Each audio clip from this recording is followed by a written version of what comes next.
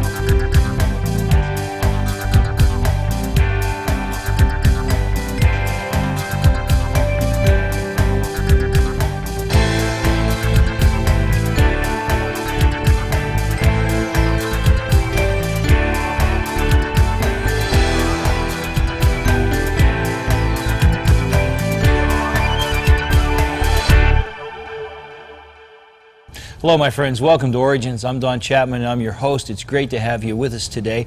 Origins is a forum where we take the evidence of science and use it to confirm the truth of God's creation. We usually do that by bringing in some guests who are experts in the various fields of science and apologetics and have them share with us the truth that God revealed to them.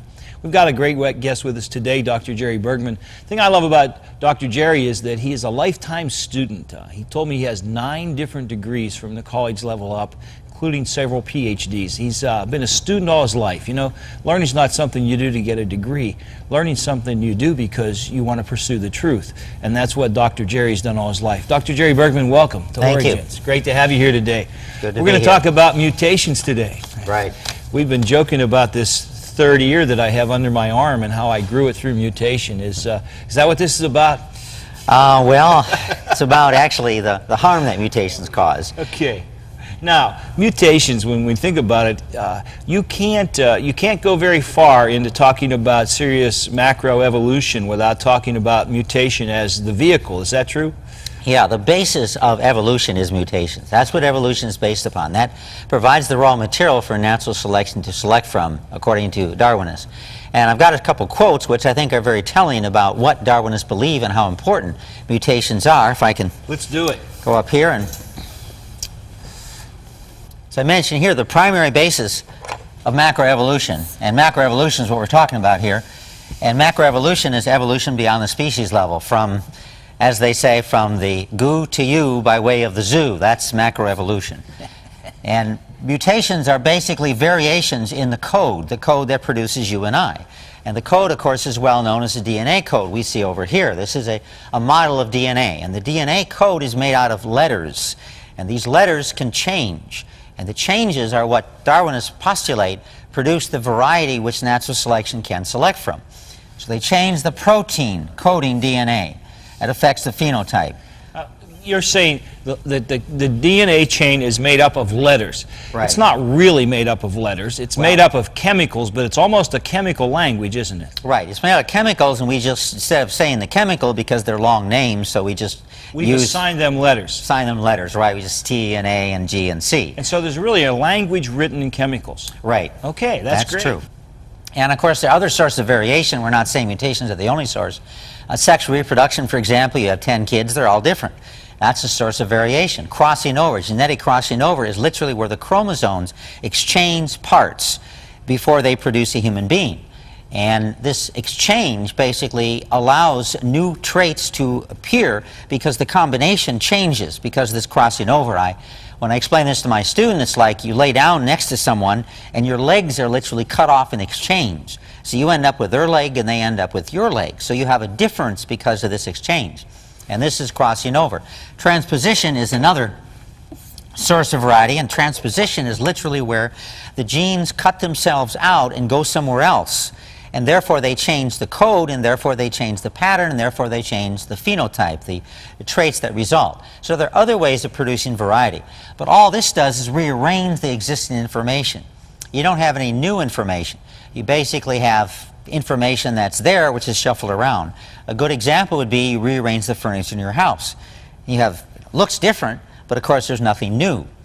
And I think it's really important that we camp there just a minute, because if evolution is going to work, there has to be new information. Right. And as you said, it doesn't matter how many different ways I arrange the furniture in my living room, we're still going to have that old couch somewhere, and there's never going to be a new couch. Exactly. And that's exactly what you're saying about the DNA. There are ways that God has made for there to be variety within that species or that kind, but there's no way to have a new kind in there, is there? Exactly, and that's All right. the problem. And Thank you, Fred. That's great. They recognize that, Darwinists do. That's why Ernst Mayr, who's a picture up here, he just turned 100, by the way, recently. And he said, ultimately, all variation is due to mutation. And this is not a minor figure in Darwinism. He's one of the leading, if not the leading, evolutionary biologists in the world today. All their eggs are in the mutation basket. Right. Okay. That's critical. And all right. Theodosius Dobzhansky, likewise one of the leading evolutionists today, said the process of mutation is the only source, he stresses, only source of the raw material and hence of evolution. So if we can show that mutation doesn't make evolution happen, the evolutionists themselves would say then evolution can't happen. Right, All right. Exactly. That's why this is such a critical area. All right. And a good illustration of this is Dawkins, Richard Dawkins, who's also one of the leading evolutionists today. He lives in Great Britain. He teaches at a major university there. And he developed a computer simulation where essentially he took this sentence, "Me thinks it is like a weasel," and this is taken from Shakespeare, and he started out with random letters. These are all random letters. You just generate randomly. And then he developed a computer program that would change these letters one at a time. And the changes, if they met this goal, they were saved. For example, the first here is a W, which of course is not the first letter here. It's an M.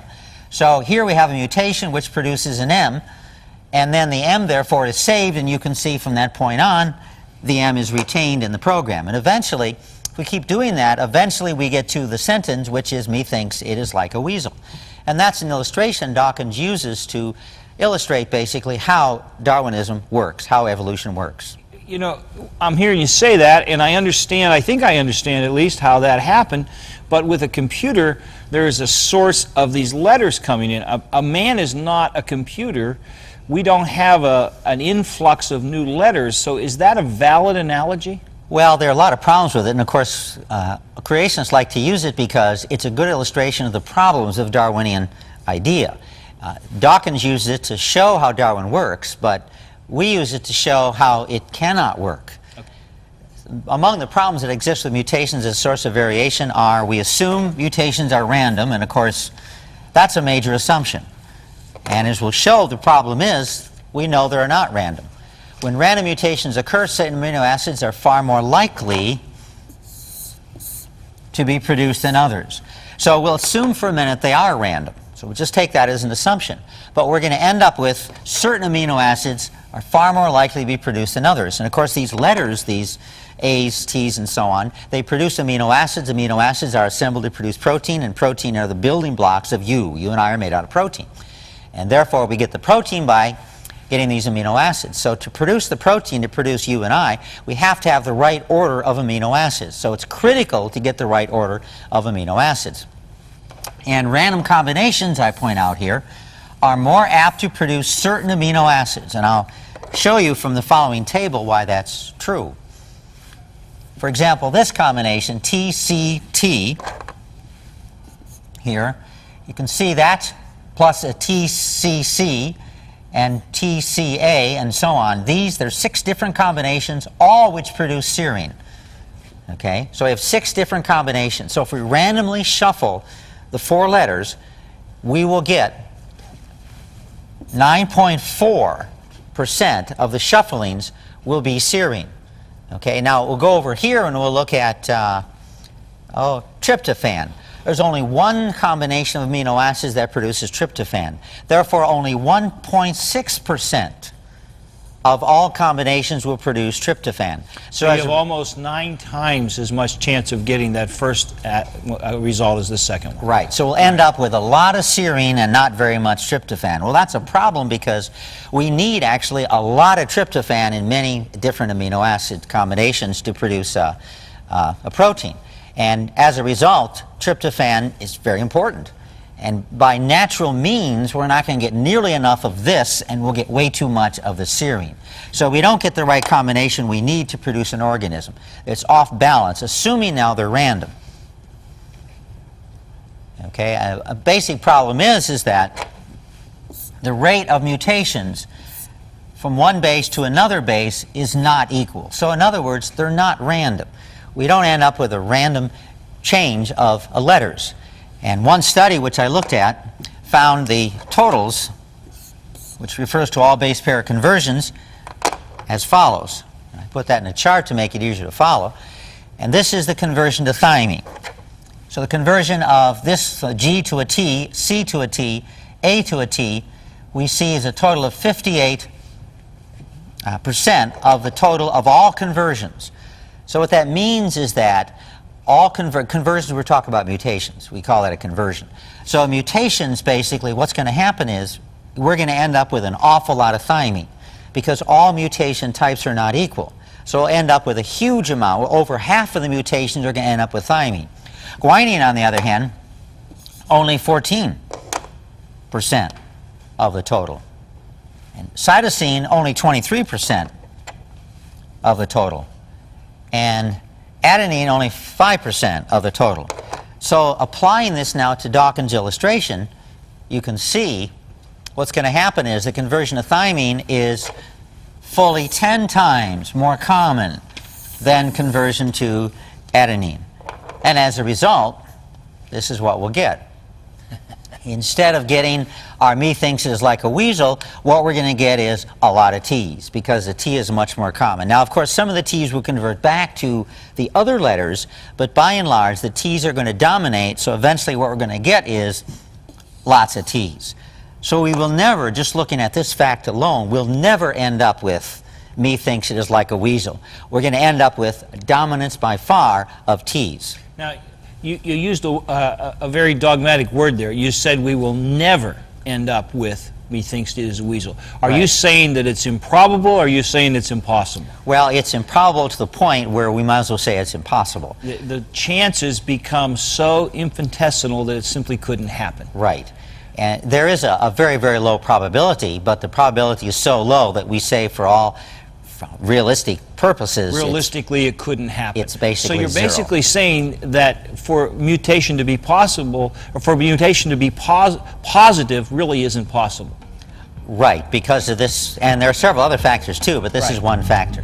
Well, that's interesting. We've got to take a break right now. We're going to talk about hot spots when we get back, so don't go away. This is going to be hot, and we want you to be with us for it. We'll be right back.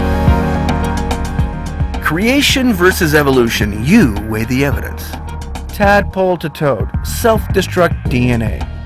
Biologists have found that certain living cells come with a built-in self-destruct mechanism. For example, as a tadpole turns into a toad, it no longer needs its tail. When the special gene gives the order, the tail cells begin to die. In other words, some living cells contain a gene that signal the death of the cell at an appointed time. Why would evolution develop genes that order their own death? By definition, such a gene would not aid survival.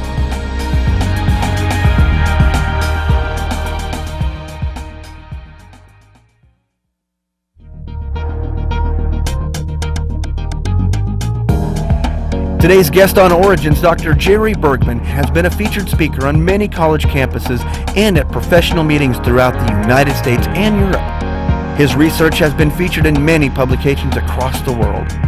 Dr. Bergman is also a professor at Northwest State Community College in the state of Ohio, where he has taught biochemistry, anthropology, geology, and microbiology.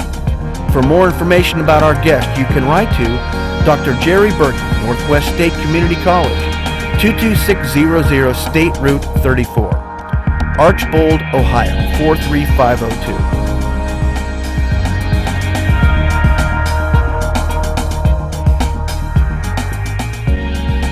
We're back, and welcome back. I'm here with Dr. Jerry Bergman. We're talking about mutations. You know, mutations have to be the vehicle through which evolution works if it's going to work. But Dr. Jerry Bergman is telling me that, in fact, mutations prove that evolution can't work. Now, Dr. Jerry, help us first of all. What's a mutation? Okay, mutation is a change in the DNA code. This is a model of the double helix you can see here, and you've got two helical circles around here, and inside there you can see those bar-like materials. These are what they call base pairs because they're chemically bases, and these base pairs match up together. We have, for example, T matches up with A and C matches up with G, and these two match up together to produce the code, and the code basically is what produces the amino acid set which produces protein which produces you and I. And every now and then, for a variety of reasons, a mistake is made. For example, cosmic ray may hit this and damage one of the rungs, has to be repaired. And it's usually repaired properly, so we're okay. And we have about a dozen repair processes which are constantly monitoring this and repairing it. It's constantly being repaired. This is going on 24 hours a day. Every now and then it doesn't repair it properly. It puts the wrong base pair in there, and so instead of having a C, we end up with a T. So that's a mutation, so we have a change in the DNA pattern. And these are called mutations. And now for evolution to work in this modern day and age, obviously when evolution started they didn't know about DNA. No, didn't have any idea of any of this. And so to take that 19th century theory and to see it work in the 21st century, somehow the whole business of DNA has to be included in their thought. Right, and that actually is where scientists don't accept Darwinism now, they accept neo-Darwinism. And neo-Darwinism is where we've added the information relative to mutations. And they thought this would be a savior for Darwinism, but it's turned out to be the opposite. It's turned out to be lethal for Darwinism. And one of the big kahunas in the neo-Darwin movement is a guy named Richard Dawkins. Right. And Dawkins has written a book showing how DNA could work to produce the mutations needed to bring about evolution. Right. And you're saying that it isn't working. Right. It's from what we know about biochemistry and molecular biology, we understand now it doesn't work. It cannot work. Now we're ready to talk about hotspots. Okay. Hotspots are, the mutations tend to occur in certain areas. They're much more common in certain areas. In fact, P53, which is a gene we've looked at more so than many other genes, we find that about 70% of all mutations are only in 3 or 4 areas along the entire gene. And some of these genes could be thousands of base pairs, so many are huge. So there's a lot of areas where a mutation can occur. And if the vast majority occur in a very small area, we know there's something going on. And we understand now some of the reasons. Do we know why there's hotspots? Yeah, we understand some of the reasons. It partially has to do with the construction of the double helix, where they're located, because some parts of the double helix are more exposed to radiation or other sorts of mutations than others. Certain parts, like when you have a lot of letters that repeat each other over and over, like you have a lot of T's or a lot of G's, that area tends to be prone to a hotspot. Some we're not aware of exactly why there are hotspots, but we know there are hotspots, and there are also cold spots. Cold spots are where they rarely occur for various reasons. And one of the most common mutational hotspots is at the CG dinucleotide. And they're involved in mutations in about 12 times more often than other dinucleotide sequences. So this is one example of many. And there are several reasons why this CG tends to be a hotspot, but here I was just trying to show you that there are a number that we know that exist. In fact, in one study, only 2 mutations accounted for 94.4% of all mutations out of 319 identified in one gene. And there are many more that are possible in this gene. There are maybe 1,000 that are possible. But there are 319 they identified, and then out of these only almost all of them was at this 2 specific places. 2 places, right. Yeah. And so what does this hotspot have to do with Dawkins' illustration? Well, this shows it. Result of hotspot and back mutation. Now I've combined these together because we have hotspots, and of course hotspots means that you're more likely to have a mutation in that area, but it's more likely to go forward, to change to a T, for example, but also more likely to go back. So this is why we can occasionally have mutations which repair the damage. We can actually have a mutation and it heals the damage. So we can have, in this situation, a beneficial mutation. So if we take the example again, methinks is like a weasel and you go forward. Of course, what we're looking for now is the M, in this case the W actually, to change to an M. Okay, and you can see that's not a hotspot, so that never changes. On the other hand, S happens to be a hotspot area, and the T you can see now is what we start out with. So the T changes to Y, to a T, to a T, to a T, and we end up, because this is a hotspot area, we end up with accumulation of T's. So what happens when we look at both hotspots and back mutations, plus the tendency to go from a C and a G to a T, we end up with constant changes in a small area of the code here, so we end up with never getting what we want, but we end up with constant changes to a T in the hotspot area. So those cold spots, they're never going to change. And the hot spots, you're going to keep changing there. Or the cold spots will rarely change, that's true. And the hot spots will commonly over and over change. So Dawkins is assuming a uniformity across the letters, and it just isn't there. Right. For his model to work, you have to have the uniformity. And that's not true in the DNA code. Right. All right. I'm with you. And the other thing we need to look at is you can't only look at base pairs, but you also have to look at polarity, because bases could be polar or nonpolar or semipolar. Because basically these amino acid sets are held together by the polarity. That's a critical aspect in bonding the protein to produce a workable, functional structure. And when we look at these charge differences, we can see that the nonpolar uncharged, just by random changes, we end up with 34% of the amino acid sets are nonpolar uncharged. 28% are polar uncharged. 11% are polar, nonpolar borderline, 12% are polar positively charged, and 6.2% are polar negatively charged. Now what that means is we're not going to, by random chances, we're not going to get the combination we need to produce the protein structure we have to have. And so purely by random changes is not going to work. Now hotspots even complicates this further.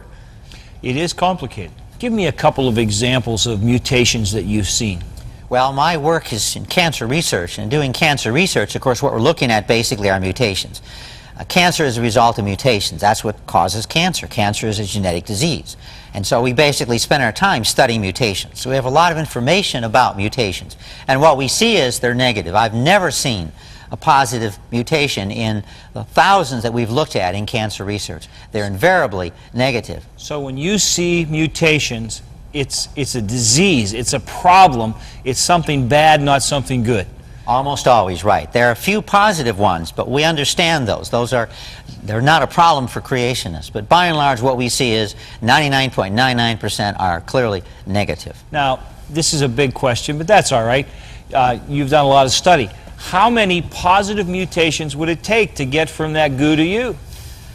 Well, people have estimated, it's obviously a guess, one doesn't know. Sure, I mean, we're talking here in speculation. But those people who have speculated on this say it takes billions, if not many, many billions. So we're talking about a huge, huge number, and of course if 99.99% are negative, they're going to cancel out those couple positives that happen. Right, which is exactly what happens. And we begin to say that, you know, this whole idea that the whole thing could have happened by evolution, by mutation, it just isn't possible.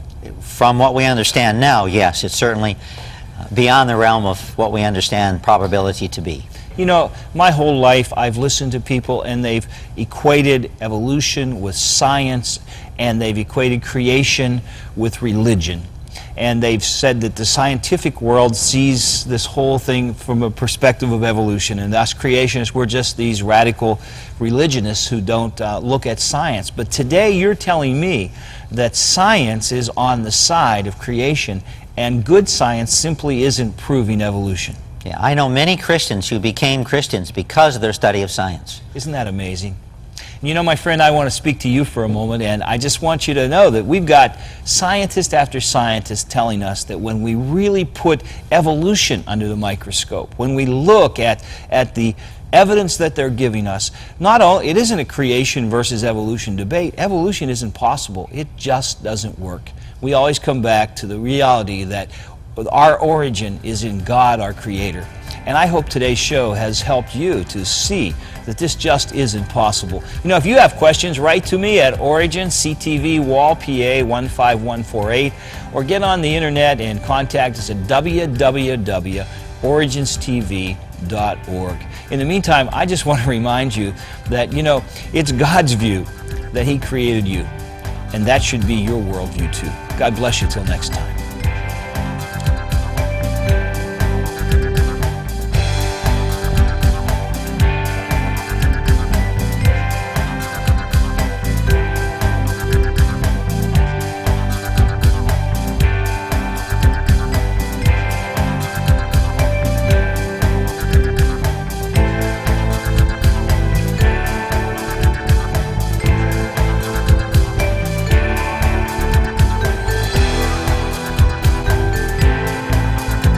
Thank you for watching this edition of Origins. If you'd like a copy of the PowerPoint information presented today, you can download a PDF file of program number 506 from our website at www.originstv.org.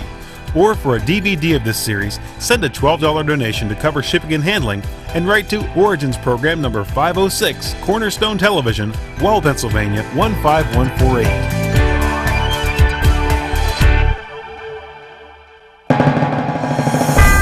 Origins is made possible by the faithful prayers and the financial support of you, our Cornerstone Television family.